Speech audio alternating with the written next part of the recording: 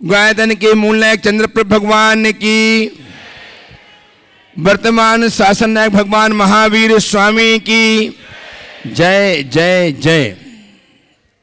3 बार बोलना है। समय संस्कृति संवर्धक आचार्य देव विद्यासागर जी महाराज की, परम पूज्य महामना मुनिराज प्रमाण सागर जी महाराज की, परम पूज्य अध्यापक समय प्रशांत सागर जी महाराज की,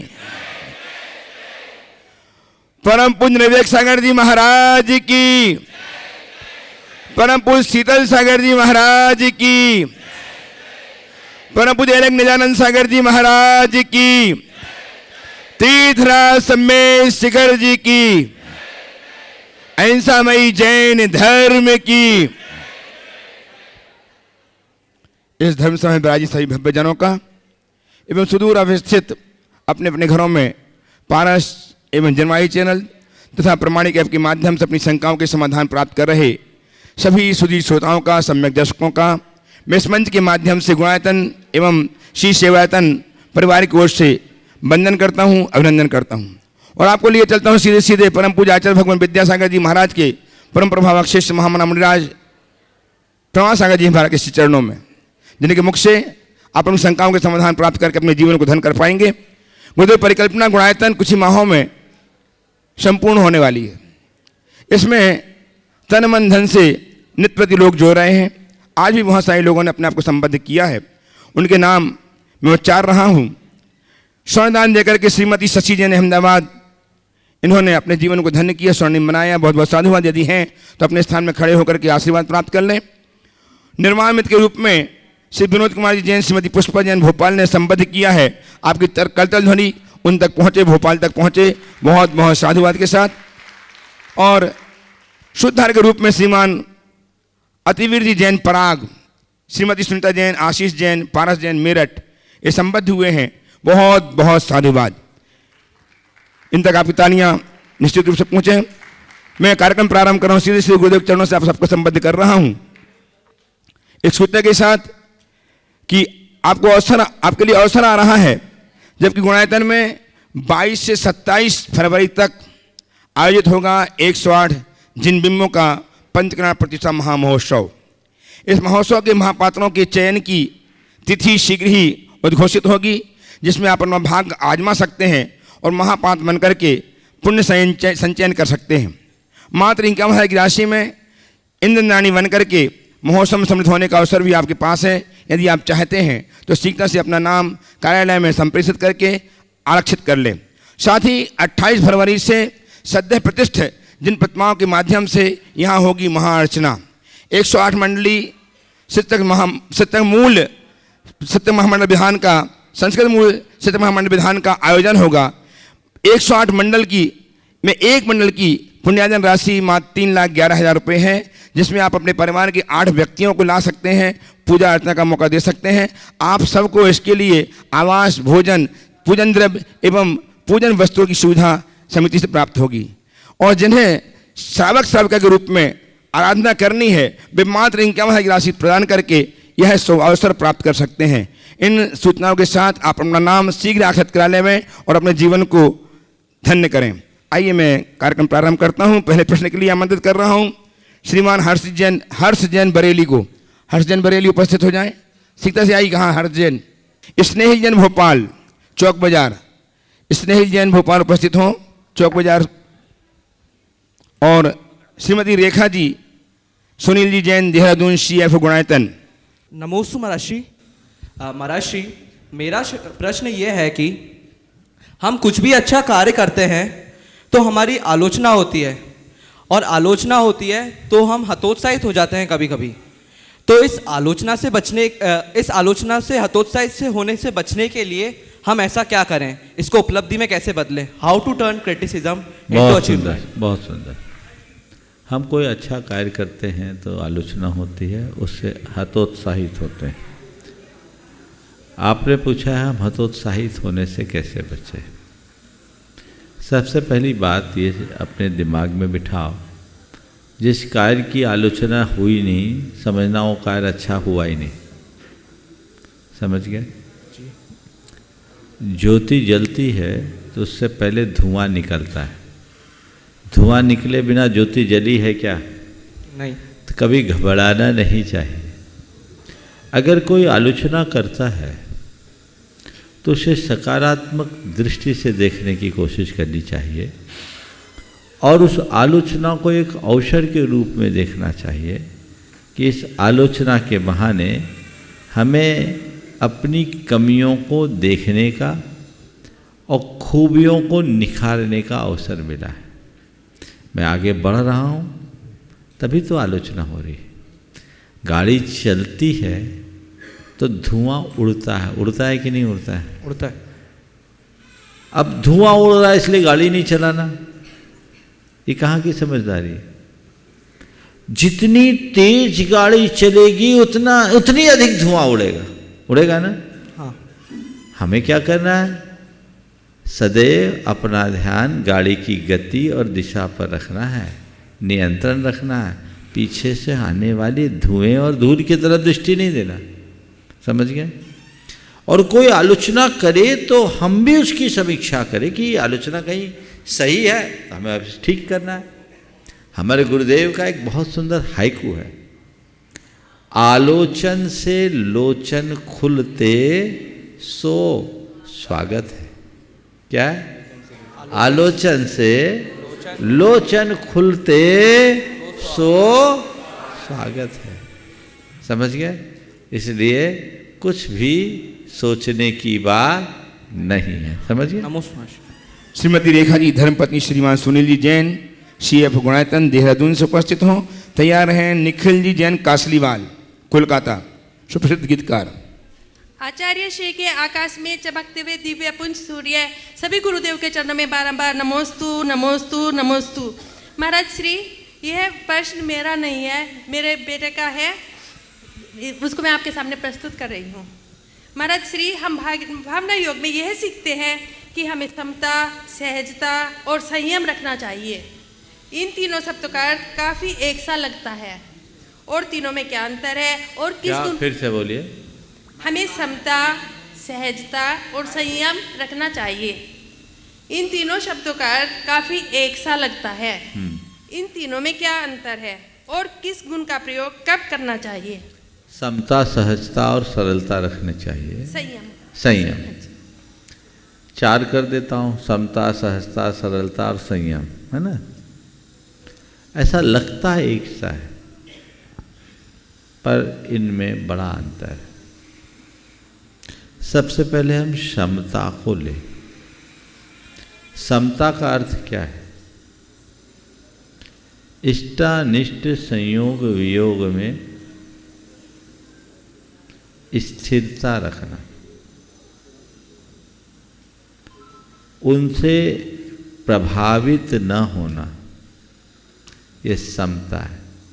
अच्छे में बुरे में, लाभ में हानि में, मान में अपमान में, जीवन और मरण में एक सा भाव रखना, ये कहलाता है समता का भाव।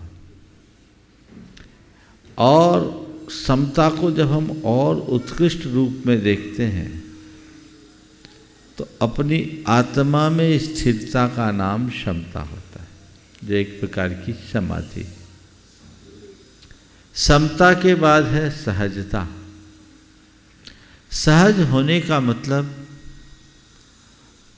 अकुटिल जीवन जीना, कुटिलता ना आने देना और चीज़ों से अप्रभावित होकर के जीना।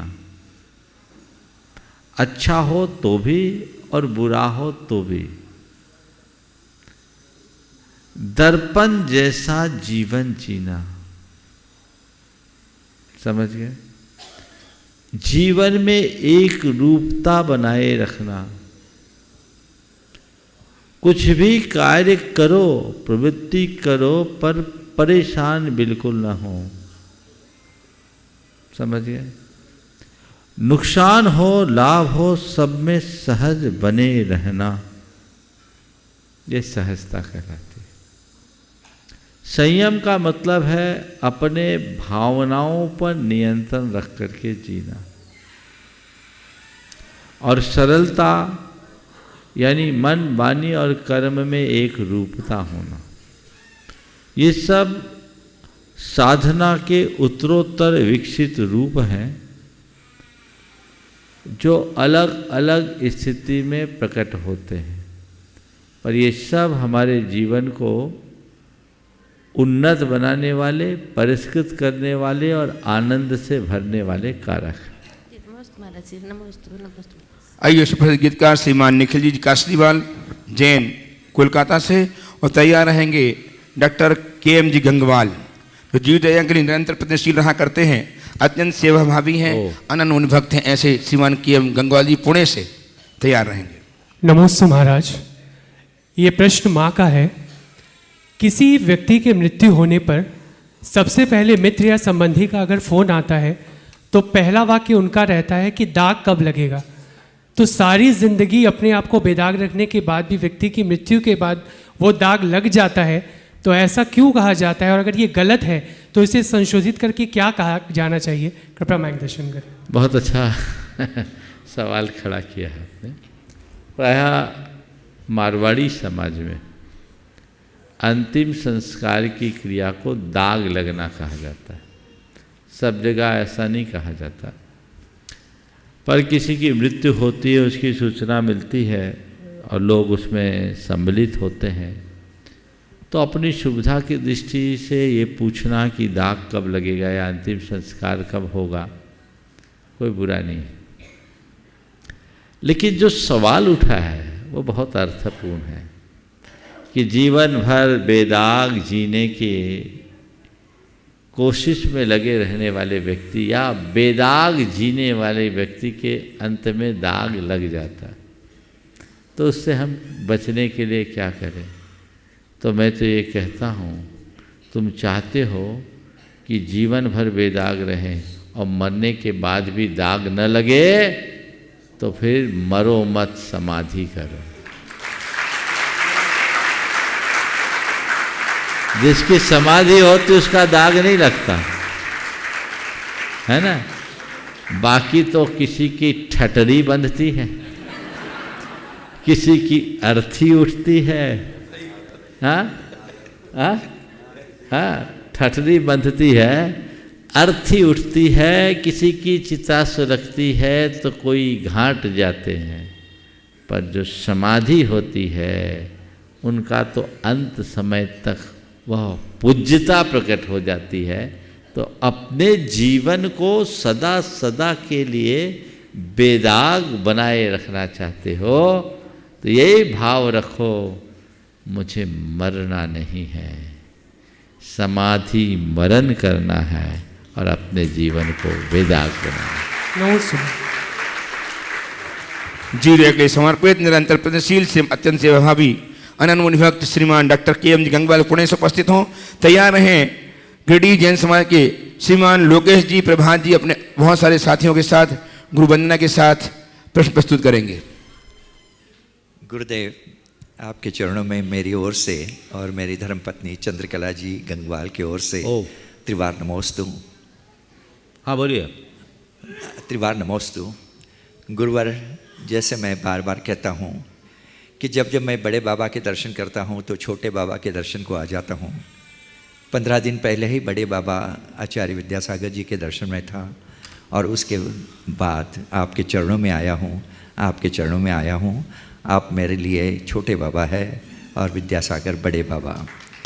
मगर गुरुवर, जो सेंटर यहाँ बन रहा है, समूह शरण दर्शन और आत्मा से परमात्मा तक की जो संकल्पना आपने देखी है, गुरुवर, मैं देश विदेश में घूमता हूँ, बड़े बड़े अम्यूज़मेंट पार्क और बड़ी बड़ी देखा है, मगर ये एक अद्भुत होने वाला है। और उसके साथ साथ एक मैं कहना चाहता हूँ कि गुरुवर, ये संकल्पना आप जैसे साधु ही कर सकते हैं, आप जैसे गुरुवर ही कर सकते हैं, क्योंकि विज्ञान की कल्पना है। मैं चाहता हूँ कि ये सेंटर के अंदर ये बिल्डिंग या अलग सी एक बिल्डिंग बन के हम एक विज्ञान तीर्थ बनाएं। विज्ञान तीर्थ का मतलब ऐसा होगा गुरुवर कि मंदिर तो है, मंदिर के सानिध्य में ये तीर्थ ऐसा बनेगा कि जहाँ हमारा धर्म पूरा वैज्ञानिक धर्म है और ये विज्ञान की बातें वो वहाँ प्रोजेक्ट करेंगे तो युवा पीढ़ी को बहुत असर होगा। कि जैसे हम रात्रि भोजन नहीं करते हैं, वनस्पति को सजीव मानते हैं, जल को सजीव मानते हैं, ये सब विज्ञान की बातें यदि ऑडियो विजुअल के माध्यम से हमारे बच्चों को कही गई तो जैन धर्म की विज्ञानता बहुत अच्छी ढंग से प्रखर होगी। और हम चाहते हैं कि ऐसा तीर्थ बनेगा कि जहाँ ऑडियो विजुअल के माध्यम से बहुत इफ़ेक्टिव ढंग से हमारी जैन धर्म के सभी रिचुअल, सभी बातें हम लोगों के सामने रखे। गुरुवार ये एक संकल्पना आप ही कर सकते हो, आप ही ऐसा चिंतन कर सकते हो, दूसरा कोई नहीं कर सकता। देखिए, पहले तो मैं चाहूँगा एक बार जोरदार करताल ध्वनि से डॉक्टर साहब का अभिनंदन इसलिए कर लीजिए कि 78 की उम्र में भी पूरी तरह जवान है और जवानों से बढ़कर। नमस्ते गुरुवार, ये आपका प्रसाद है। इन्होंने पूरा जीवन अहिंसा, जीव दया, शाकाहार और जैन धर्म की प्रभावना में समर्पित किया और बहुत ज़्यादा ट्रैवलिंग की। ये बहुत उत्तम कार्य है। देश विदेश में घूमने के बाद जो अनुभव आपने पाया है, उस हिसाब से आपने जो सवाल किया है, उस सवाल के संदर्भ में सवाल तो नहीं, प्रस्ताव रखा है। आपका प्रस्ताव काफ़ी उपयोगी है और आपकी जानकारी के लिए मैं बताऊं कि गुणायतन की योजना में ये सब बातें पहले से जुड़ी हुई है। मुझे मालूम है गुरुवार, बहुत गुणायतन की योजना बहुत व्यापक योजना है। गुणायतन में केवल उतना ही नहीं हो रहा है जितना आप सब सुनते हो। गुणायतन में और भी बहुत सारी चीज़ें होने जा रही है। इसका मूल मकसद है पूरी समाज का गुणात्मक परिवर्तन। और उसी अभियान के तहत इस तरह के उपक्रम भी संपादित होंगे। और भी बहुत सारी योजनाएं हैं, पर मैं अभी उन्हें प्रकाशित करना नहीं चाहता कि कुछ खास वजह से। पहले जो सामने की चीज़ है उसे पूरा हो जाने दीजिए, फिर चरणबद्ध तरीके से सब बातें समाहित होगी। नमस्ते गुरुवार, नमस्ते नमस्ते। आइए दिगंबर जैन स्वामी गिरिडीह के श्रीमान लोकेश जी, प्रभा जी अपने सभी साथियों के साथ और तैयार रहेंगे। हाँ, विनोद कौन तैयार रहेंगे। हाँ, बोलो। श्रीमान डॉक्टर राहुल जी सेठी, युवा प्रकोष्ठ इंदौर, अपने 1251 तीर्थयात्रियों के साथ जो आज इंदौर से चलकर यहाँ आए हैं। परम पूज्य गुरुदेव के चरणों में मैं समस्त गिरिडीह जैन समाज की ओर से बारंबार नमोस्तु निवेदित करता हूँ। नमोस्तु भगवन, नमोस्तु भगवन, नमोस्तु भगवन। भगवन, आज हम आपके पास समस्त गिरिडीह जैन समाज और समस्त झारखंड जैन समाज की ओर से यहाँ पर आपके पास उपस्थित हुए। भगवन, आशीर्वाद लेने के लिए भगवन हमने एक कार्यक्रम बनाया है जो यहाँ पर गत 15-20 दिनों से एक गतिरोध चला आ रहा है सम्मेद शिखर जी को लेकर के। उसी परिप्रेक्ष्य में गिरिडीह जैन समाज ने यह निर्णय लिया है कि दिनांक 5/1/2023 दिन गुरुवार को समस्त झारखंड जैन समाज को हम लोग गिरिडीह बुलाएं और एक संयुक्त ज्ञापन, एक संयुक्त मौन रैली के माध्यम से उपायुक्त महोदय को सौंपा जाए, जिसमें कि इस समस्या का समाधान का एक निवेदन किया जाए। भगवान, इसी परिप्रेक्ष्य में हम आपका आशीर्वाद लेने के लिए आए। भगवान, आपका आशीर्वाद चाहिए। भगवान, देखिए, बहुत अच्छी बात है। सब जगह ये चर्चाएं कि पूरे देश में हलचल, प्रदर्शन, पर झारखंड में कुछ नहीं, ऐसा क्यों? हालांकि आज रांची में भी प्रदर्शन हुआ है, लोगों ने मौन रैली निकाली है। आप गिरिडीह की तैयारी कर रहे हैं, आसपास के लोगों ने भी अपनी तैयारी कर ली। अभी तक सब लोग इस आशा में रुके हुए थे कि काम तो हो ही रहा है। गिरिडीह समाज ने जो निर्णय लिया बहुत अच्छी बात है और ऐसा करना ही चाहिए। जब जैसी आवश्यकता हो, हमें सम्मेद शिखर जी की पवित्रता को अक्षुण्ण बनाए रखने के लिए हर संभव उपाय करने की ये तैयार रहना। एक बात जरूर है, मैं स्पष्ट कर देने की दृष्टि से कह रहा हूँ, ऐसी कुछ उड़ती उड़ती खबर जब मैं इधर आ रहा था मेरे कान में आई कि झारखंड के मुख्यमंत्री महोदय ने अपनी ओर से इस बात की घोषणा की है कि श्री सम्मेद शिखर जी को तीर्थ स्थल ही रखा जाएगा, पर्यटन स्थल नहीं। लेकिन अभी हर्षित होने की जरूरत नहीं है। ये हमारे उद्देश्य की पूर्ति नहीं है। मुख्यमंत्री जी ने यदि ऐसी घोषणा की है, चूंकि मुझे कोई आधिकारिक सूचना नहीं है इसलिए मैं यदि लगा रहा हूँ, यदि ऐसी घोषणा है तो स्वागत योग्य तो है पर पूर्ण नहीं। हमारा लक्ष्य तब पूरा होगा जब सरकार न केवल ऐसी घोषणा करेगी अपितु इसे अधिसूचित करेगी और पर्वत पर किए जाने वाले पूजन बंदन के लिए नियमावली बना निर्धारित करने वाले एक्ट को तैयार करेगी। जब तक ये एक्ट नहीं बन जाता, अधिसूचना नहीं जारी होती, राज्य सरकार हो या केंद्र सरकार, तब तक ठंडे पड़ने की आवश्यकता नहीं है। सभी लोग अपनी गति से शांतिपूर्ण तरीके से अपने संवैधानिक अधिकारों का प्रयोग करते हुए अपना अभियान जारी रखें। हालांकि मुझे पूरी उम्मीद है, मैं तो पहले दिन से ही आश्वस्त हूँ कि ये काम होना है। प्रशासन लगा हुआ है, शासन भी लगा हुआ है, शासन प्रशासन लगे हैं, कुछ प्रक्रियागत चीज़ें हैं, पर फिर भी मैं आप लोगों को ढीले नहीं होने की जो बात कर रहा हूँ, ढील न देने की बात कर रहा हूँ, वो केवल इसी वजह से कि जब तक पक्का न हो तब तक भरोसा करना ठीक नहीं है। हमें राज्य सरकार और केंद्र सरकार दोनों से ये अपना अनुरोध जारी रखना है कि हमारी जो मांग है उस मांग की शीघ्रातिशीघ्र पूर्ति हो, ताकि हम अपने इस तीर्थ की पवित्रता को बचाए रखें, इसकी मौलिकता को बचाए रख सकें और यहाँ आकर सभी लोग विशुद्ध भावों के साथ धर्म ध्यान कर सकें। बहुत बहुत आशीर्वाद। हाँ, उपस्थित हों जीवनधर किणीकर कोल्हापुर से। जीवनधर किणीकर अपने स्थान में खड़े हो जाएं।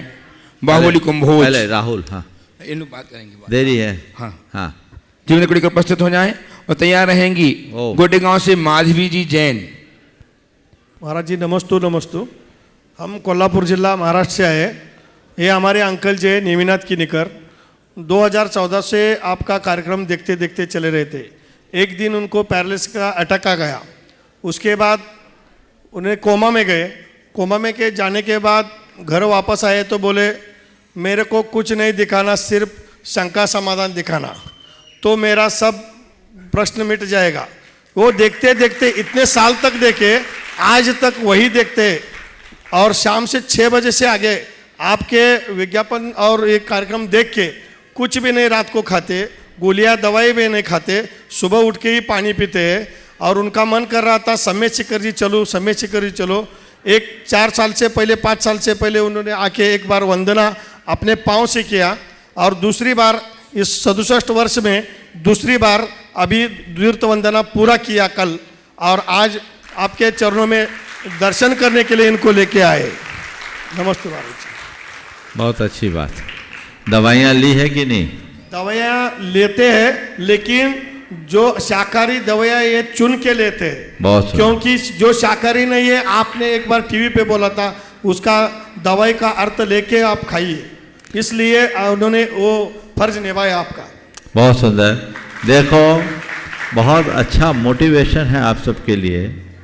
इस उम्र में जिन्हें पक्षाघात हो चुका, पैरालिसिस से पीड़ित होने के बाद भी पैदल वंदना कर रहे हैं शिखर।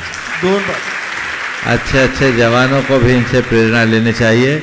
एक बार जोरदार करतल ध्वनि से इनका स्वागत कर दीजिए।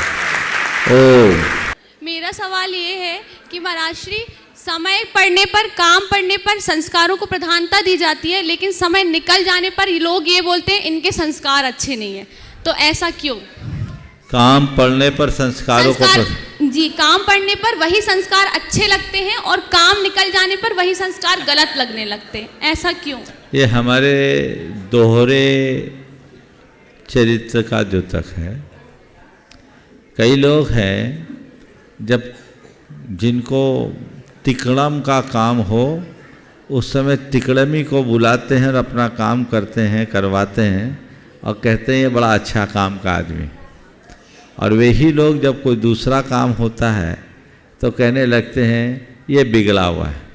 तो हम जब तक अपनी अवधारणा ठीक नहीं करेंगे ये सब चलता रहेगा। पर मैं एक बात ज़रूर कहूँगा, संस्कार तो संस्कार ही होते हैं। संस्कार में जीवन में निखार आता है, संस्कार से जीवन में निखार आता है, तो वो हमारे जीवन को निखारता है। इसलिए लोग चाहे जो कहे।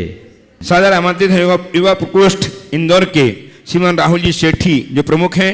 गुरुदेव की प्रेरणा से निरंतर इतने ही यात्रियों को 1251 यात्रियों लेकर आज यहाँ पहुँचे हैं। लगातार अनेक वर्षों से, तालियां बजाकर अभिनंदन कीजिए इनका, लगातार अनेक वर्षों से ये ऐसा उपक्रम कर रहे हैं। आज पुनः गुरुदेव से चरणों में आए हैं और अपना प्रश्न प्रस्तुत कर समाधान प्राप्त करेंगे। बोले कचनेर वाले बाबा की, मुनि श्री 108 प्रमाण सागर जी महाराज की। गुरुदेव चमत्कार वास्तव में है तो गुणायतन में है, इसमें कोई दो मत नहीं।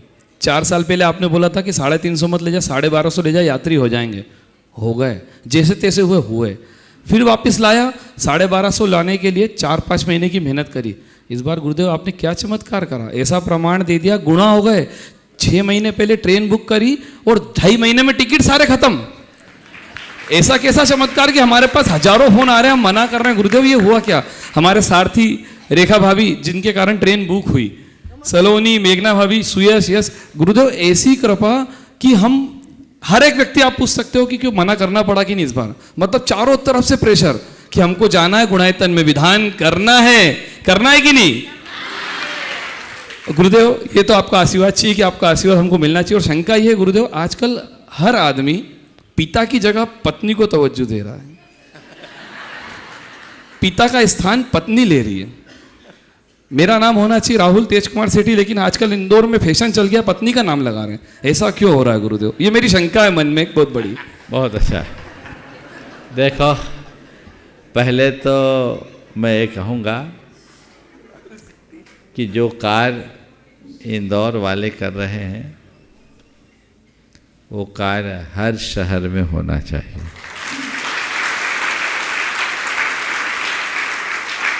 जबलपुर से राष्ट्रीय दिगंबर जैन युवा महासंघ सन 2005 से अनवरत श्री सम्मेत शिखर जी में स्पेशल ट्रेन लेकर के आने का क्रम जारी रखा।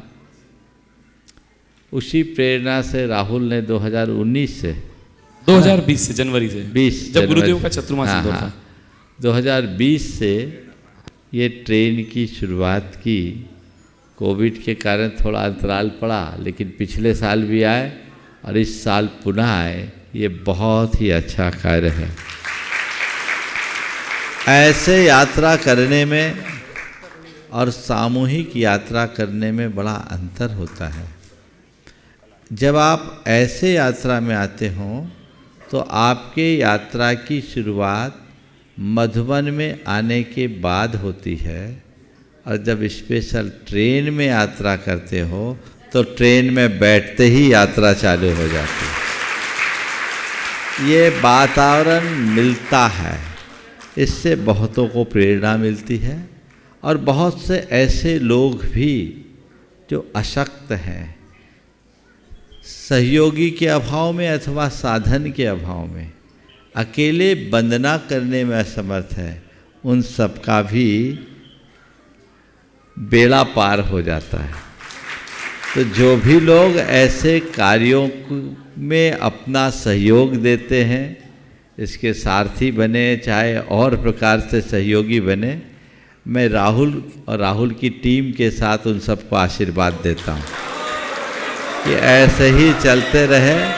और तुमने कहा कि इतने ही लोगों की और मांग है तो ये आशीर्वाद लेके जाओ, अगली बार एक नहीं 2 सही। क्या बात है। गुरुदेव मन में विचार आ गया था हाँ। कि 24 आ रहा है 2024 और तीर्थंकर भी बिल्कुल 24। बिल्कुल बिल्कुल। तो 2024 यात्री लाने की इच्छा है, आप आशीर्वाद दो कि निर्विघ्न 12 दूनी 24 अरे है ना। तो ये अनवरत प्रक्रिया जारी रहनी चाहिए। अब रहा तुम्हारा सवाल कि पत्नी आगे हो गई, पिता पीछे। मुझे लगता है कि पत्नी शायद साथ में नहीं आई है तभी हिम्मत कर पाए। आई है क्या? नहीं आई।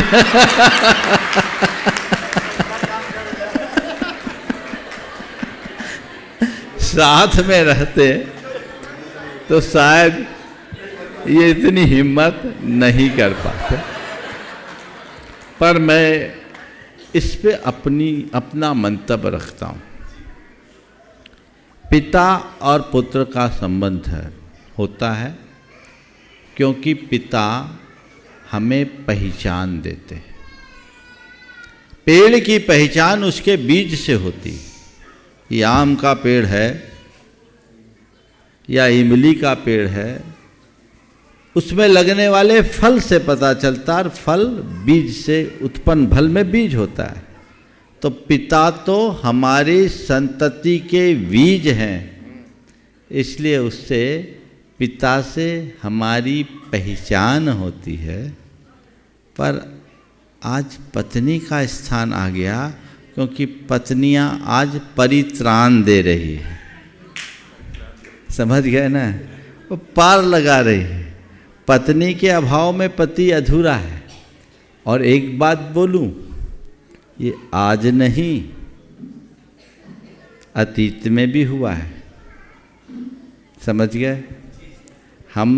हमारे देश में सीताराम बोला जाता है, राधे श्याम बोला जाता है। ये क्या है? राम के आगे सीता है, श्याम के आगे राधा है। तो पति के साथ पत्नी हो जाए तो क्या बुरा है। पर मैं इसे और दूसरे संदर्भ में कहता हूं। यदि पति के आगे पत्नी का नाम जुड़ता है तो मैं इतना कहता हूं, पत्नियों को पतियों से आगे रहना चाहिए। कम से कम धर्म के क्षेत्र में, तभी हमारी संस्कृति पलेगी। ये तो मेरा अपना एक दृष्टिकोण है। पर इस परिवर्तन की एक वजह भी मुझे दिखती है। वो ये कि पहले घर का प्रमुख पति होता था, अब पत्नी हो गई। ये बड़ा अंतर आया है क्योंकि पहले कुटुंब होता था, अब केवल परिवार रह गया। तो जैसे जैसे कुटुंब संस्था का विलोप हुआ तो पिता गौण हो गए, पत्नी प्रमुख हो गई। लेकिन मैं एक कहता हूं, कुछ भी हो माता पिता को भूलना मत। पिता का स्थान मस्तिष्क की तरह है और माँ का स्थान हृदय की तरह है। पिता परिवार के गौरव है और माँ परिवार की धड़कन। इसलिए चाहे जो हो, माता पिता का गौरव कभी खंडित नहीं होना चाहिए। पत्नी को साथ लो, पत्नी को प्रमुखता दो, पर पत्नी को भी ये बात समझना चाहिए कि मुझे पति किसने दिया, मुझे पति किसने दिया। माँ बाप नहीं होते तो कैसे मिलते। एक बार ऐसी ही किसी की बात हुई किसी संत के सामने, तो पत्नी ने कहा कि हमारे सास ससुर ने मुझे क्या दिया। तो उनने कहा कि कुछ और नहीं दिया तो कम से कम 25 साल का बेटा तुम्हें पति के रूप में तो दिया, और कुछ नहीं दिया तो कम से कम 25 साल का बेटा तो दिया। जानते उसने क्या बोला? ये नहीं देते तो क्या मैं कुंवारी रह जाती? अब जहाँ ऐसी मानसिकता होगी वहाँ बंटाधार जरूर होगा। चलिए, बहुत अच्छा। बस एक ही निवेदन है, हाँ। परसों 5 तारीख है, हम सभी संतों के सानिध्य में गुणायतन परिसर में सभी हाथ जोड़ें। निवेदन करते हैं कि आपके पावन सानिध्य में सब में शिखर विधान हमारा धूमधाम से हो। इसी विनय के साथ युवा प्रकोष्ठ इंदौर। बहुत बहुत नमोस्तु गुरुदेव, नमोस्तु। आशीर्वाद जरूर होगा। हाँ, अब मंच प्रश्न मंच की तरफ आएगा। महाराज लोगों के सवाल होंगे, इसलिए जो लोग शेष रह गए वो कल की प्रतीक्षा करेंगे। चलिए। और अब मैं आप सबकी ओर से, अपनी ओर से, आज जिनके जन्मदिन की शुभ तिथि है, ऐसे परम पूज्य, पहले अलग जी से करा नहीं भारत, अच्छा, निरापक श्रवण, अच्छा, परम पूज्य महामना मुनिराज प्रशांत सागर जी महाराज के श्री चरणों में अनंत अनंत शुभकामनाएं अर्पित करते हुए, नमन अर्पित करते निवेदन कर रहा हूं, गुरुदेव एक ऐसा प्रश्न उठाएं हम सबके लिए जिससे हमारे जीवन में ज्ञान प्रकाश हो। नमोस्तु हरश्री, नमोस्तु हरश्री, नमोस्तु हरश्री। प्रश्न एक उठता है, जब जब पंचकल्याणक होते हैं और वहाँ पर पात्र बनाए जाते हैं, इंद्र आदि बनाते हैं, माता पिता भरत बाहुबली, किंतु वहाँ पर नंदा और सुनंदा के पात्र क्यों नहीं बनाए जाते? इसका मुख्य कारण ये है भारतीय संस्कृति।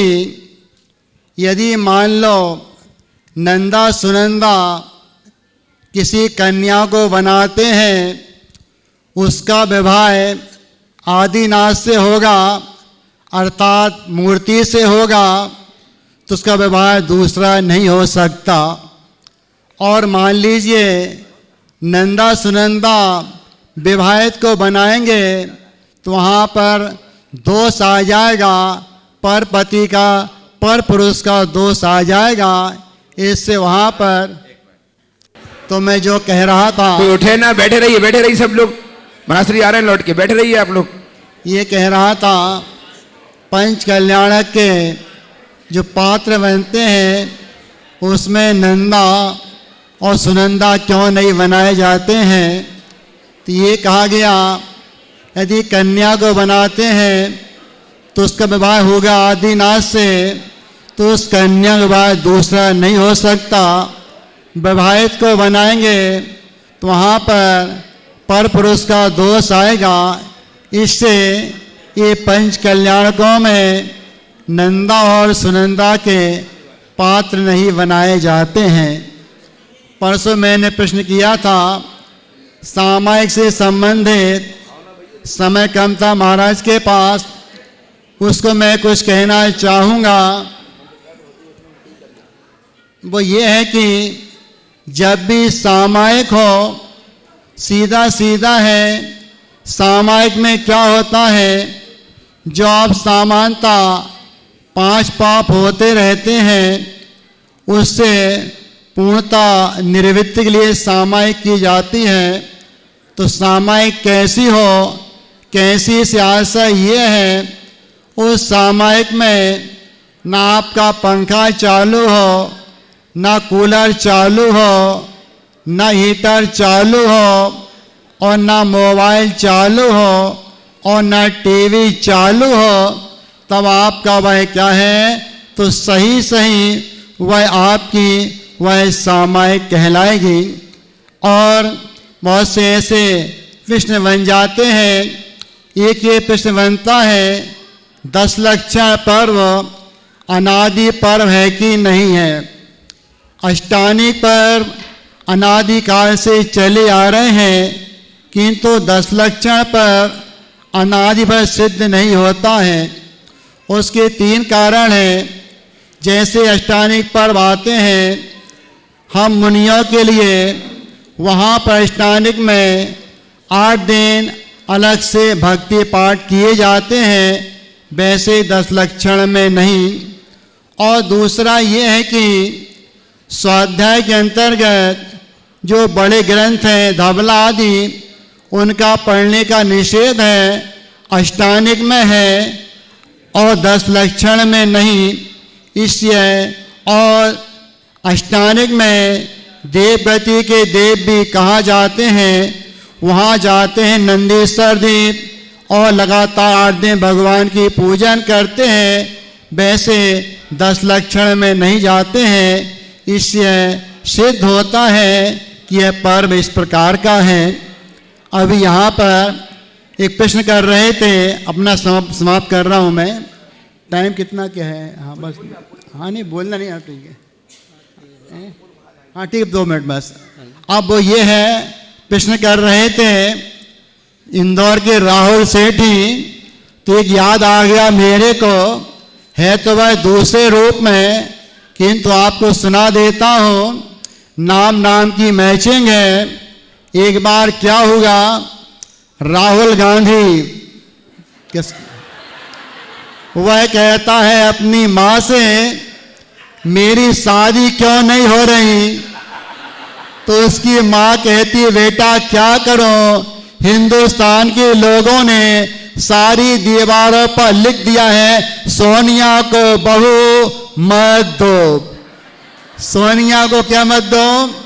इसका आप बात समझ गए हैं कि श्लेष हो जाते हैं, श्लेष बहुत हो जाते हैं।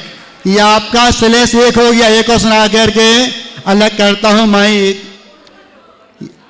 नहीं समझ में आई? आ गई, ठीक है। दूसरा ये है कि हल्दी कितने बार लगती है? ये प्रश्न आपका पहली वाला है। हल्दी लगती है 2 बार, एक लगती है चोट लगने के बाद और दूसरी लगती है चोट लगने से पहले। आज का यह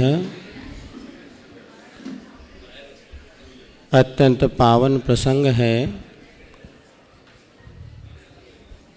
कि आप सभी लोग तीर्थराज संबित शेखर जी पर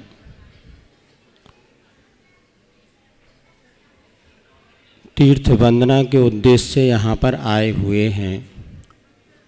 ये निश्चित है कि भव का जब पुण्य उदय में आता है, तब ऐसे सत्कार करने के हमारे परिणाम बनते हैं और वैसी योग्यता हमारे जीवन में उपलब्ध होती है। पूज्य प्रमाण सागर महाराज जी से हम पूछ रहे थे कि आपका इंदौर जाना हुआ कि नहीं हुआ, तो महाराज कह रहे थे उन लोगों ने प्रयास तो बहुत किया, किंतु हमारा इंदौर जाना नहीं हो पाया। हम लोगों का आष्टा चातुर्मास के बाद इंदौर में जाना हुआ था और ग्रीष्मकाल 5-6 महीने वहाँ पर रुके थे। वहाँ पर बिहार कॉलोनी में करते हुए बहुत कुछ नया देखने और समझने को मिला था। सो इतना अपन एक थोड़ी सी चर्चा करते हैं कि साधु बनना और गृहस्थ बनना 2 चीज़ है। यदि हम अपने जीवन में सच्चा सुख चाहते हैं तो आचार्यों ने कहा है साधु बनो, लेकिन साधु बनना सबके बस की बात नहीं। फिर क्या कर सकते हैं अपन? सद्गृहस्थ बनो। सद्गृहस्थ किसे कहते हैं इतना हमें समझना है, क्योंकि यदि हमने अपने जीवन में सद्गृहस्थपने को भी स्वीकार कर लिया है तो गृहस्थो मोक्ष मार्गस्थो, वह गृहस्थ भी मोक्ष मार्ग में स्थित है, जो कि अपने गृहस्थ के योग्य कर्तव्यों का पालन करता है। तो पहली बात आपसे पूछना चाहते हैं, साधु किसे कहते हैं?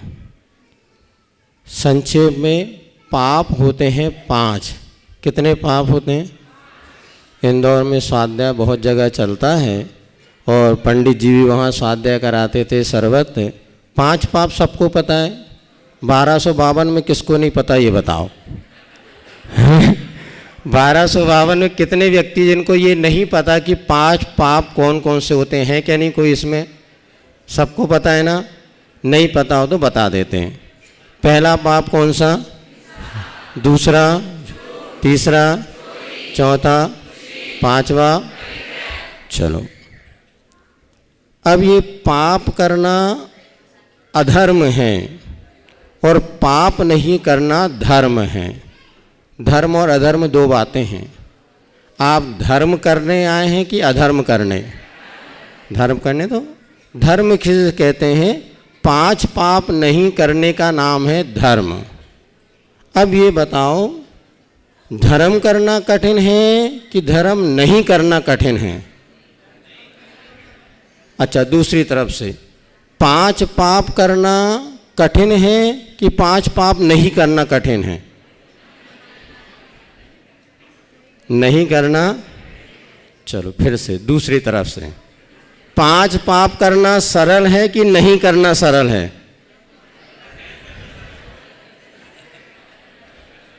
देखो वही आप लोग होंगे। अब कुछ लोग तो सोच रहे हैं महाराज को कर लें तो नोटा में बटन दबा देंगे।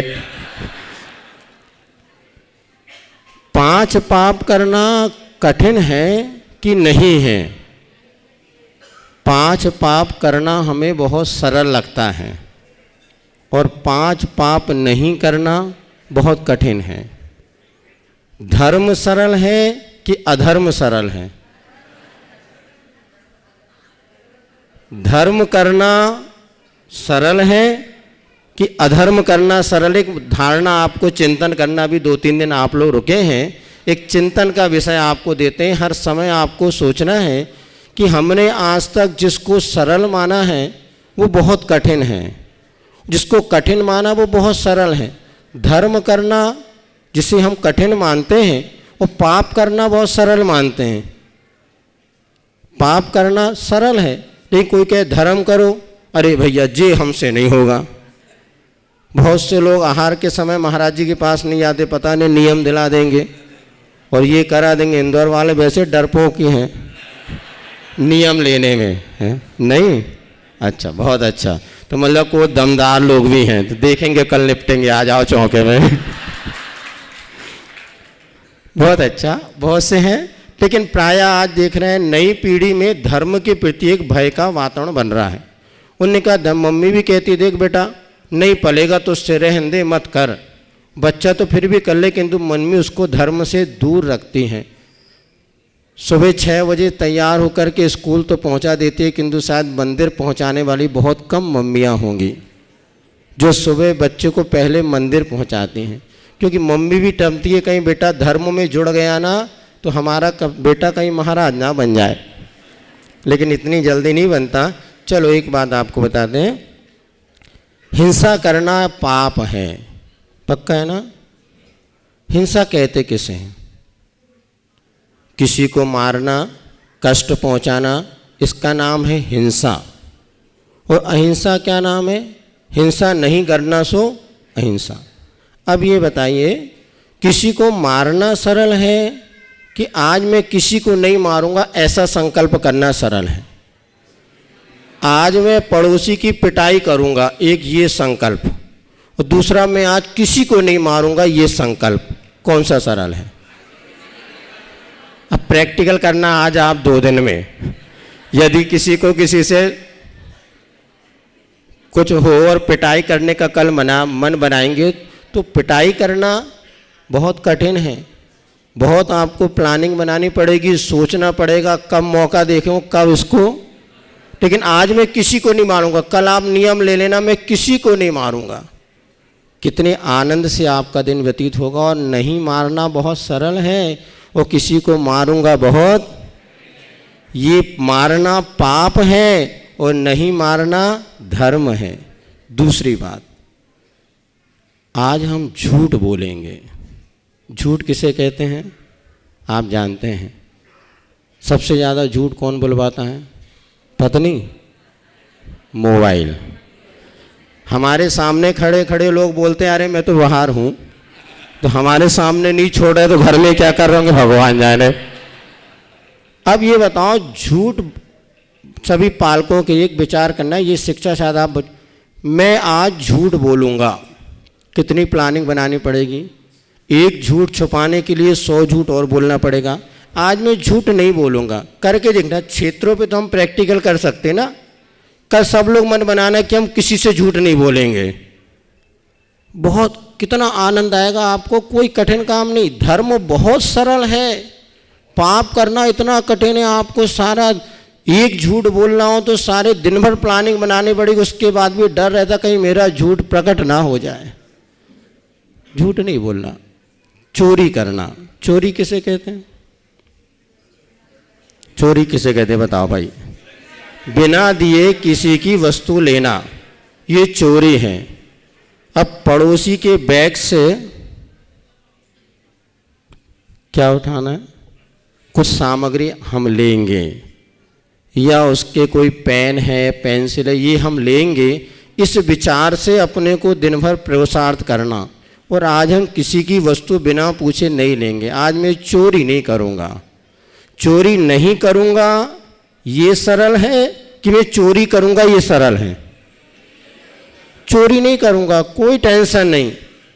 नहीं तो कुछ किसी ने कहावत सुनाई थी, चलो भाई मंदिर चले धर्म कर्म के काज, जूतों की चोरी करें एक दो काज, एक पंथ दो काज, धर्म भी हो गया। नहीं, लेकिन ध्यान रखना, चोरी करने वाला सुनते हैं कि बरसों बाद भी अगर चोर को एक कोई मशीन वगैरह आ गई उसके सामने खड़ा हो जाए तो पकड़ में आ जाता है चोर हैं, क्योंकि उसके दिल की धड़कन बढ़ जाती। इसलिए चोरी करना बहुत कठिन है और चोरी नहीं करना बहुत ठीक है ना। तो धर्म सरल है कि पाप सरल है? धर्म करना। अब चौथे पाप पे अपन आते हैं। चौथा पाप कौन सा है? कुशील पाप। सबको पता है? क्या पता है? बोलो कैसे कहते कुशील पाप? हम कोई माइका लाल बोलो, परिभाषा सुनाओ। टाए टाए फिस। चलो हम सुनाते। पहले हमने बताया था रावण की पत्नी कौन थी बोलो, और राम की पत्नी कौन? यदि राम और सीता एक दूसरे का हाथ पकड़ के गले में हाथ डाल के फोटो खिंचवाते तो कोई गलत काम है क्या? और रावण और मंदोदरी खिंचवाते तो? लेकिन जब रावण ने सीता जी का हाथ पकड़ा तो क्या हुआ? कुशील पाप हुआ ना। आई समझ में? क्योंकि रावण और सीता पति पत्नी थे क्या? बोल नहीं रहे, नहीं थे ना। अगर पति पत्नी एक दूसरे का हाथ पकड़ते तो कोई पाप नहीं, किंतु जो पति पत्नी नहीं बने फिर अन्य स्त्री पुरुष एक दूसरे का हाथ पकड़ते हैं तो कुशील पाप कहलाता है।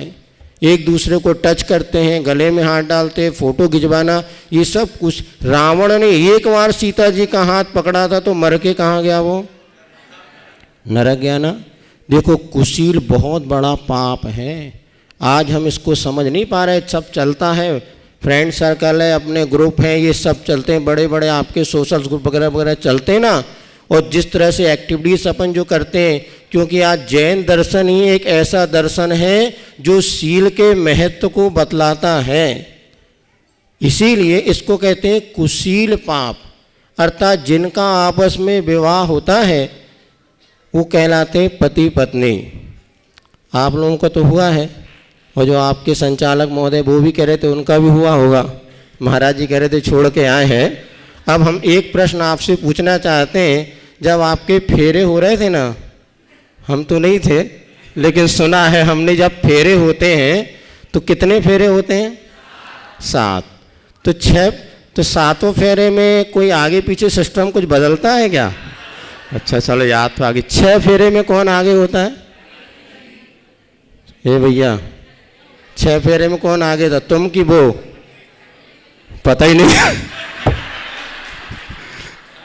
चलो याद दिला देते आपको, तुम लोग बता दियो भैया सही हो। तो 6 फेरे तक तो कन्या आगे होती है और पुरुष पीछे होता है, ऐसे ही होता है ना।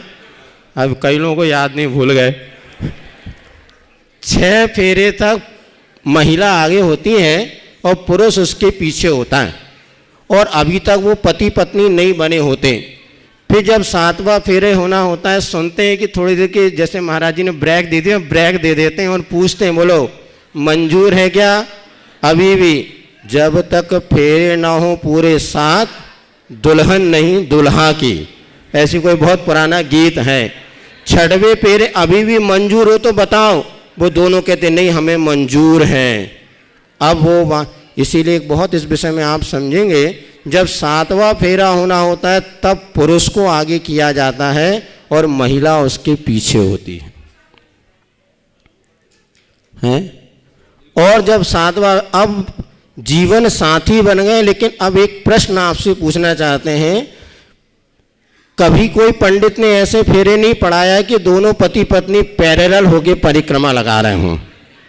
आप लोगों में किसी की हुई हो तो पता नहीं, क्योंकि ज़माना बदल रहा है और हर व्यक्ति समानता का अधिकार चाहता है। लेकिन 7वें फेरे में तो पुरुष आगे रहता और उसकी पत्नी पीछे रहती, यही हमारा भारतीय दर्शन है। अब जितनी महिलाएं यहाँ पर बैठी, एक प्रश्न आपसे पूछना चाहते हैं, यदि आप अपने पतिदेव के साथ आचर्षि के दर्शन करने गए और आपके हाथ में एक श्रीफल है, प्रश्न आ रहा समझ में? आपके हाथ में श्रीफल है तो आप वो श्रीफल अपने पति को देकर के उसके में हाथ लगाएंगे? इसमें आपका बहुमान है कि आप आगे और पति आपका हाथ लगाए, इसमें बहुमान है? बोलो। पति आगे रहेंगे, यही हमारी भारतीय संस्कृति। इसको आप कभी भी आगे पीछे नहीं समझना। हम ये आगे पीछे, भले आप ये धारणा बन रही हो, लेकिन यदि पत्नी पुरुष को आगे करती, इससे पत्नी का बहुमान कई गुना बढ़ता है और हम समझ जाते हैं बहुत अच्छी जोड़ी है। और जहाँ पत्नी आगे पति पीछे हो गए, टाइम टाइम फुस जोरू का गुलाम, गई भैंस पानी में। ये निश्चित मानना, कभी भी साइकिल होती है ना, साइकिल में 2 पहिए होते हैं। भैया समय कितना बस? हाँ अच्छा, 2 पहिए होते हैं, एक पहिया आगे होता है और एक पहिया पीछे होता है। अब बताना ब्रेक कौन से पहिए में लगता है? पीछे के पहिए में। आगे के पहिए में ब्रेक लगाओगे तो बेटा साइकिल गिर पड़ेगी। पुरुष भले आगे होता है लेकिन अधिकार पत्नी के पास होता है। हमें पता है, ये निश्चित है कि सुनो, पूज्य क्षमा सागर महाराज जी की कविता हमें स्मरण में आती है। आज क्या हो रहा है, समानता के अधिकार की हम चर्चा कर रहे हैं और छोटी छोटी बात में या तो बहुत जल्दी दीनता आ जाती है, अहंकार होता है। आज हमने इंदौर में इतने श्रावकों से मिले, कई लोगों के जीवन में सबसे बड़ी समस्या है कि पति पत्नी तो बन गए किंतु 7 जन्म का वादा किया था, लेकिन 7 महीने के बाद ही तलाक की अर्जी लगा दी कोर्ट में, रह नहीं पा रहे। कारण ये ईगो, अहंकार हमारे भीतर जागृत हो रहा है कि मैं पीछे क्यों। और इसका कारण ये कि जहाँ पत्नी भी धन कमाने लग जाएगी ना, तो मैं रानी तू रानी कौन भरे कुएं का पानी, पति की इज्जत मिटिया मैट हो गई। फिर भी पहले क्या होता था, परिस्थिति होती थी, बहुत कुछ समस्या आज ये खड़ी हो रही है। इसका एक मूल कारण ये है कि या तो हमने अपने आप को दीनहीन समझ लिया, यह अहंकार। तो क्षमा सागर महाराज जी की कविता है, यदि तुम पीछे हो, यदि तुम पीछे हो तो सोचो किसी का आगे होना मेरे पीछे होने पर ही तो सार्थक हुआ ना। फिर दीनता कैसी? यदि मैं पीछे नहीं तो किसी का आगे होना कैसे सार्थक? दीनता कैसी? यदि तुम आगे हो तो सोचो मेरा आगे होना किसी के पीछे होने पर ही तो आधारित है ना। फिर अहंकार कैसा? पुरुष को ना अहंकारी बनना, ना महिला को दीनहीन बनना। ये हमारी भारतीय संस्कृति है। जब जब पत्नी पति के पीछे रहेगी तो वह हमेशा सम्मान का पात्र होगी। यद्यपि अपन ने धर्म पत्नी तो सुना किंतु धर्म पति आज तक नहीं सुना। क्यों नहीं सुना? स्त्री मूक माटी महाकाव्य आचार्य महाराज ने लिखा है, उसमें नारी का गौरव गरिमा आप सुनेंगे या आप पढ़ेंगे तो आज हमारे परिवार में जो एक कहना चाहिए एक विकृतियां हैं या जो आत्मसंतोष सुख का अभाव है, उसका बहुत कुछ कारण आज ये बन रहा है कि वहाँ पर हमने एक दूसरे के आगे पीछे नहीं रहना चाहते, और तुम खाना बनाओ तो हम भी बराबर से खाना बनाओ। पति पत्नी में हर के का अपना अपना कर्तव्य होता था, वो कर्तव्य निर्वाह अगर हम करते रहेंगे तो कभी समस्या आती ही नहीं। और सेठानियाँ क्या करती थीं, पत्नियाँ क्या करती थीं, उस पति जो धन कमाता था उसको सुव्यवस्थित रखती थीं और पति के समस्या का वो समाधान करती थीं। तो यहाँ पर आपके सर सेठ सुकुमचंद जी का हमने एक उदाहरण सुना था कि जब किसी व्यापार में उनको 2 लाख रुपए का घाटा लग गया, नहीं और ज़्यादा का 20 लाख का घाटा लग गया। अब वो क्या हुआ, जब उनकी पत्नी सेठानी उन्हें भोजन कराने लगी तो सेठानी ने देखा कि आज सेठ जी का चेहरा उतरा हुआ है। इसीलिए बस एक नियम लेना, अभी एक दिन हमने यहाँ नियम दिया था, हर महिला यदि अपने परिवार को सुरक्षित और सुखी रखना चाहती है तो एक नियम बना ले कि मैं अपने पतिदेव और बच्चों को अपने सामने बैठ कर के भोजन कराऊंगी, और जिस दिन पतिदेव और या बच्चे मेरे सामने बैठ कर के भोजन नहीं करेंगे उस दिन मैं उपवास करूंगी। परिवार सुरक्षा व्रत पाल के देख लेना, आपका उपवास नहीं होगा, गारंटी हमारी है।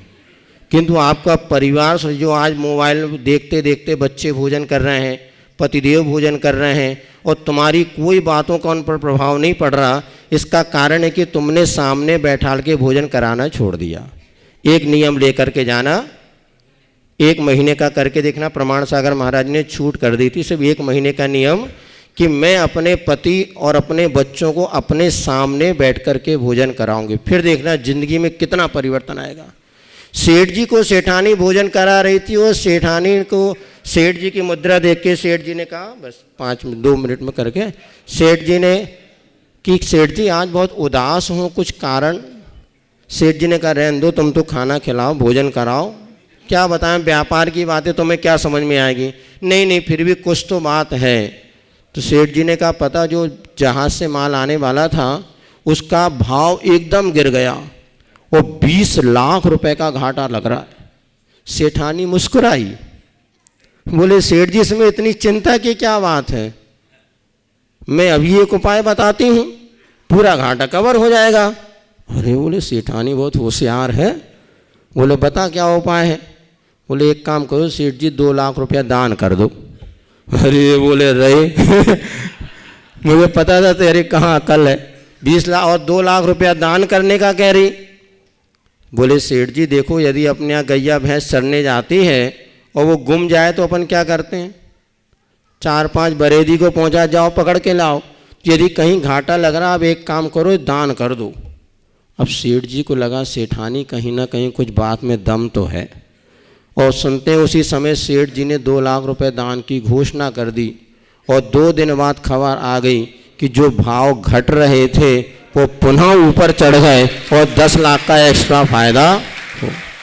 अर्थात जब ये छोटी सी घटना इसलिए कह रहा है, जब पति आपके या सामने बैठ कर के भोजन करेंगे, इसीलिए एक बात भी ध्यान रखना, जब पुरुष भोजन करने बैठ जाए तो उसको यहाँ वहाँ की बातें ना सुनाते हुए प्रेम से थोड़ी देर भोजन करा दो। होता ये है कि आप इतनी बातें सुनाने लग जाएंगे तो इससे अच्छा तो मोबाइल ही है।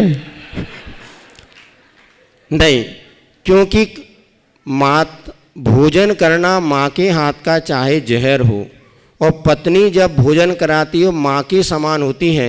और जब हमारे भोजन कराने की बात छूट जाएगी तो बहुत सी विकृतियाँ आती हैं। महाराज जी कुछ प्रसंग गुरु कृपा का आपको सुनाने वाले थे, लेकिन छोड़ दिया कि इंदौर में गुरु कृपा है। कितनी है? गुरु कृपा समझ रहा है, एक बहुत है, लेकिन गुरु कृपा होटल है। कितनी होटल है? पहले एक थी बताती, अब 2-3 हो गई है, 5-6। अब देखो और बताते, हर रविवार को शाम को घरों में हड़ताल होती है, नहीं होती? चलो ये 1252 है, रविवार को गुरु कृपा शाम को है, होटल का भोजन करने के लिए नहीं होना। तो ये चाहिए वास्तव में घर का भोजन ही हमारी मर्यादा और हमारे परिवार की सुरक्षा का साधन है। बस 2 बातें आपको बता दी। पहली बात, यदि आप अपने पतिदेव की से ने कहा था कि पिता से ज़्यादा पत्नी का महत्व होने लगा, महाराज जी ने बहुत अच्छा समाधान किया। जब हम सामूहिक परिवार में रहते थे तो पिता का बहुमान रहता था, अब हम अलग अलग हो गए और पति पत्नी 2 बच्चे ही हमारा परिवार हो गया, इसलिए पत्नी का ही दमदावा बन गया और बनेगा। एक प्रसंग महाराज जी ने सुनाया था, एक बच्चा रोते रोते अपने पिता के पास पहुंचा कि मम्मी ने मुझे मारा। बच्चा रोते रोते मम्मी के पास, पिता के पास पहुंचा कि पिताजी पिताजी माँ ने मुझे मारा। पिताजी वकील थे, बच्चे को एक चांटा और लाया। बोले वकील का बेटा हो जा, तुझे इतनी अकल नहीं है कि सुप्रीम कोर्ट की शिकायत कभी हाई कोर्ट में नहीं की जाती। अर्थात आप समझ गए होंगे हाई कोर्ट और सुप्रीम कोर्ट जैसा अंतर अपने यहाँ चल रहा है। फिर भी ये हर स्त्री वर्ग ये समझे कि पुरुष के पीछे रह कर के हम पीछे नहीं हैं, किंतु ये तो हमारा अपना एक गौरव बहुमान है। और पुरुष को अपने हाथ से भोजन बना के कराओगे, ये सबसे बड़ा तुम्हारा धर्म है। जो महिला भोजन बनाना नहीं चाहती, जो स्त्रियां भोजन बनाना नहीं जानती, वो वास्तव में कभी भी परिवार को सुखी नहीं रख सकती। इसलिए आज चूँकि ऐसी चर्चा चली तो हमने आपको बता दिया। आप दोनों विषय को समझेंगे। भगवान महावीर स्वामी की जय।